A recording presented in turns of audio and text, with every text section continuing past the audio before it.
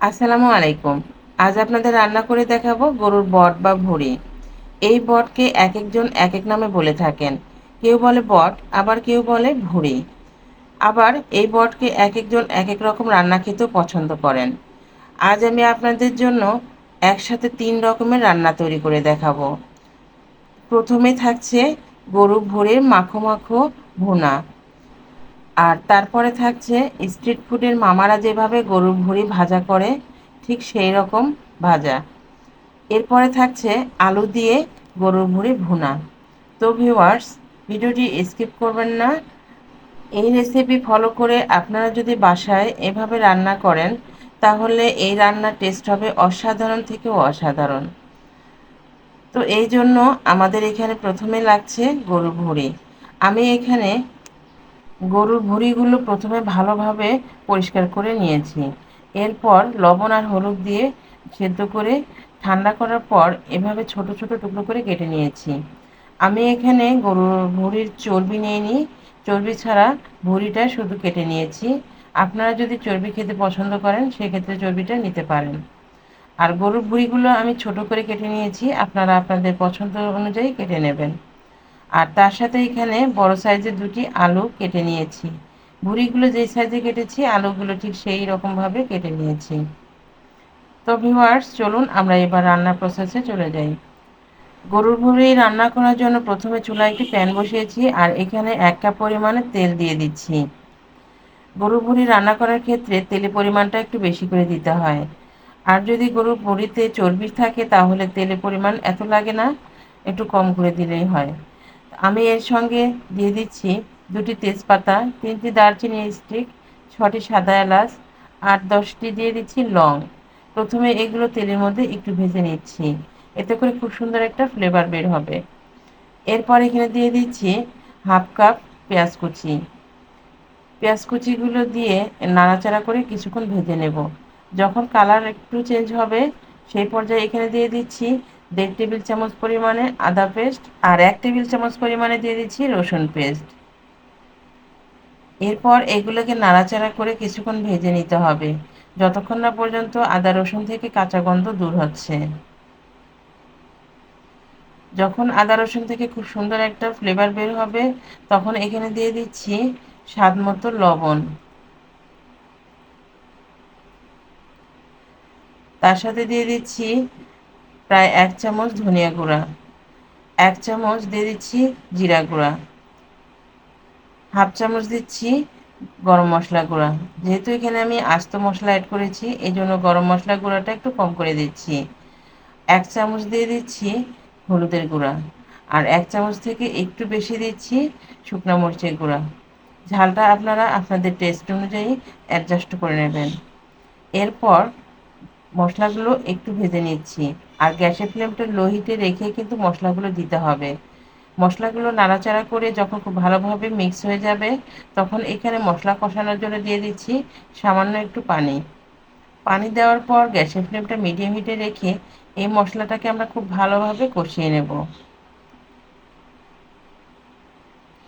মশলা কষানোর পর যখন মশলা থেকে খুব সুন্দর একটা ফ্লেভার বের হবে আর মশলার তেলটা উপরে ভেসে উঠবে, তখন বুঝতে পারবেন যে মশলাটা খুব ভালোভাবে কষানো হয়ে গেছে। এই মশলাটা যত ভালোভাবে কষাবেন, রান্নার টেস্ট তত কিন্তু ভালো আসবে।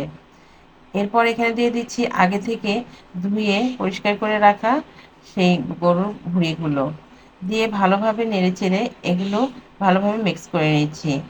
আমি কিন্তু এই গরুর ভুঁড়িতে এখনই পানি দিচ্ছি না, গ্যাসের ফ্লেম লো মিডিয়ামের মাঝে রেখে এই গরুর ভুঁড়িকে আমি 8 থেকে 10 মিনিট রান্না করে নেব। তবে এর মাঝে অবশ্যই 2-1 বার নাড়া দিতে হবে। তো ফিরে এলাম 8 মিনিট পর। এবারে এই ভুঁড়িগুলোকে আবারও নাড়াচাড়া করে ভালোভাবে মিক্স করে নিচ্ছি। এরপর আবারও ঢাকনা দিয়ে ঢেকে 10 মিনিটের জন্য আবারও রেখে দেব। আর এই রান্নাটা কিন্তু গ্যাসের ফ্লেম লো মিডিয়ামের মাঝে রেখে করে নিতে হবে, না হলে মশলা পুড়ে যাবে বা ভুঁড়িগুলো পুড়ে যাবে। তো 10 মিনিট পর আবারও গরুর ভুঁড়িগুলো নাড়াচাড়া করে ভালোভাবে মিক্স করে নিচ্ছি। এই পর্যায়ে গরুর ভুঁড়িগুলো কিন্তু আমাদের অনেকটা সিদ্ধ হয়ে গেছে। আর এখানে দিয়ে দিচ্ছি পুরোপুরি সিদ্ধ হওয়ার জন্য পানি। এরপর নাড়াচাড়া করে ঢাকনা দিয়ে ঢেকে রেখে দেবো যতক্ষণ না পর্যন্ত এই পানিটা টেনে যাচ্ছে। পানি দেওয়ার পর গ্যাসের ফ্লেমটা হাই হিটে রেখে বলক তুলে নেব। যখন বলক চলে আসবে তখন এটাকে গ্যাসের ফ্লেম মিডিয়াম হিটে রেখে এটাকে রান্না করে নেব। আর যখন মাখো মাখো ভাব হবে তখন গ্যাসের ফ্লেম লো মিডিয়ামের মাঝে রেখে এটাকে পুরোপুরি রান্না করে নিতে হবে। তো এরই মাঝে দেখুন আমাদের গরুর ভুঁড়ি মাখো মাখো ভুনা কিন্তু হয়ে গেছে। আলহামদুলিল্লাহ, এটা খেতে কিন্তু অনেক মজা। আপনারা এভাবেও কিন্তু খেতে পারেন। তবে আমি এই রান্নাটাকে আরও 2 রকম রান্না করে নেব। এর জন্য আমরা পরের স্টেপে চলে যাচ্ছি। তো ভুঁড়ি ভুনার পাতিল এক সাইডে রেখে দিয়েছি। এবার এই চুলায় অন্য একটি প্যান বসিয়ে এর মধ্যে দিয়ে দিচ্ছি 2 টেবিল চামচ পরিমাণে সরিষার তেল। আর তার মধ্যে দিয়ে দিচ্ছি একটা পেঁয়াজ কুচি। এবার পেঁয়াজগুলোকে নাড়াচাড়া করে কিছুক্ষণ ভেজে নেব। পেঁয়াজগুলো যখন একটু মজে আসবে তখন এখানে দিয়ে দিচ্ছি 5 থেকে 6টি রসুনের কোয়া। আর রসুনের কোয়াগুলো আমি এভাবে কেটে নিয়েছি। এবার এগুলো আবারও নাড়াচাড়া করে কিছুক্ষণ ভেজে নেব।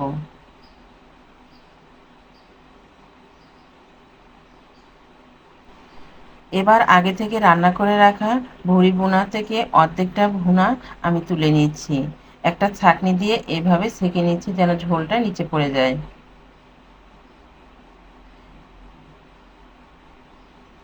এরপর ভুঁড়িগুলো সেই পেঁয়াজ বেরেস্তার মধ্যে দিয়ে দিচ্ছি।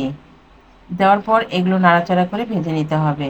অফ ক্যামেরায় আমি এখানে একটুখানি দিয়ে দিচ্ছিলাম গোলমরিচ গুঁড়া আর একটু জিরা গুঁড়া দিয়ে এগুলো নাড়াচাড়া করে নিয়েছি। তো মশলা দেওয়াটা আমার স্কিপ হয়ে গেছে। আপনারা কিন্তু অবশ্যই এখানে মশলাটা দিয়ে দেবেন। আর লবণটা যদি লাগে সেই লবণটা একটুখানি দিয়ে দেবেন। তো এভাবে নাড়াচাড়া করে আমরা ভেজে নেব, আর গ্যাসের ফ্লেম লো মিডিয়ামের মাঝে রেখে। আর অপর সাইডে আমরা যে ভুঁড়ি ভুনাটা রেখেছিলাম সেই ভুঁড়ি ভুনা একটু নাড়াচাড়া করে নিচ্ছি। আর এর মধ্যে দিয়ে দিচ্ছি আগে থেকে কেটে রাখা সে আলু। এবার আলুগুলো দিয়ে আবারও নাড়াচাড়া করে এটাকে আমি ঢাকনা দিয়ে ঢেকে রেখে দেব পুরোপুরি রান্নাটা কমপ্লিট হওয়া পর্যন্ত। আর গ্যাসের ফ্লেম অবশ্যই মিডিয়াম টু লোয়ের মাঝে রেখে দিতে হবে। আপনারা যদি আলু দিয়ে ভুঁড়ি ভুনা একটু মাখো মাখো বা একটু ঝোল ঝোল খেতে চান তাহলে এই পর্যায়ে পানি দিয়ে দেবেন যেন আলুগুলো তাড়াতাড়ি সেদ্ধ হয়ে যায় আর একটু মাখো মাখো হয়। আমি একটু শুকনা শুকনা ভুনা করব, এই জন্য আর পানি দিচ্ছি না। গ্যাসের ফ্লেম মিডিয়াম টু লোয়ের মাঝে রেখে এটাকে আমি পুরোপুরি রান্না করে নেব। আর অবশ্যই মাঝে মাঝে নাড়া দিয়ে নেব যেন নিচে পুড়ে না যায়। আর এই সাইডে ভুঁড়ি ভাজাগুলো আমাদের প্রায় কিন্তু হয়ে আসছে। এভাবে নাড়াচাড়া করতে করতে যখন দেখবেন খুব সুন্দর একটা ফ্লেভার বের হবে, তেলটা উপরে ভেসে উঠবে আর ভাজা ভাজা হবে, তখন বুঝবেন যে আপনার ভাজাটা কিন্তু হয়ে গেছে।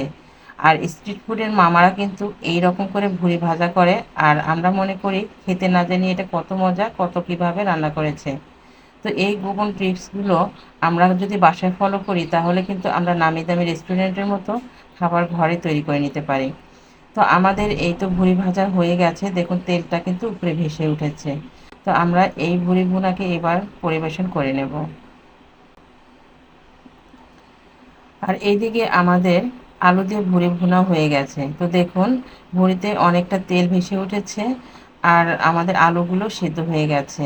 আমি অফ ক্যামেরায় বেশ কয়েকবার এটা নাড়াচাড়া করে নিয়েছিলাম যেন নিচে না লেগে যায়। আর দেখুন আমাদের এই রান্নাটাও কিন্তু হয়ে গেছে। আপনারা যদি এটাকে একটু ঝোল ঝোল খেতে চান তাহলে আগে বলেছি একটু পানি দিয়ে আলুটা সেদ্ধ করে নেবেন আর মাখো মাখো করে নামিয়ে নেবেন। তো এই তো আমাদের কিন্তু আলু দিয়ে ভুঁড়ি ভুনাটাও রেডি হয়ে গেছে। এবার আমি আপনাদের পরিবেশন করে দেখিয়ে দিচ্ছি।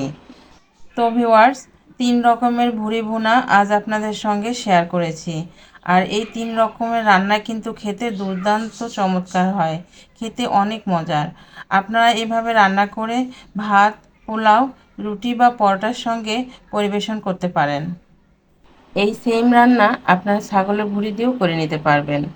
তো ভিউয়ার্স, চেষ্টা করেছি খুব সহজভাবে ঘরোয়া মশলা দিয়ে একসাথে 3 রকমের গরুর ভুঁড়ি রান্না করে দেখানোর। আশা করছি আমার আজকের রেসিপি আপনাদের কাছে অনেক ভালো লেগেছে। যদি আমার রেসিপি আপনাদের কাছে ভালো লাগে তো অবশ্যই চ্যানেলটি সাবস্ক্রাইব করবেন আর ভিডিওতে অবশ্যই লাইক শেয়ার করবেন। যারা ধৈর্য সহকারে ভিডিওটি এতক্ষণ থেকে দেখছেন আপনাদেরকে অসংখ্য অসংখ্য ধন্যবাদ জানাচ্ছি। আজকের মতো এই পর্যন্তই, দেখা হবে আবার নতুন কোনো এপিসোডে। সে পর্যন্ত সবাই ভালো থাকবেন, সুস্থ থাকবেন, সকলকে ভালো রাখবেন। আল্লাহ হাফেজ।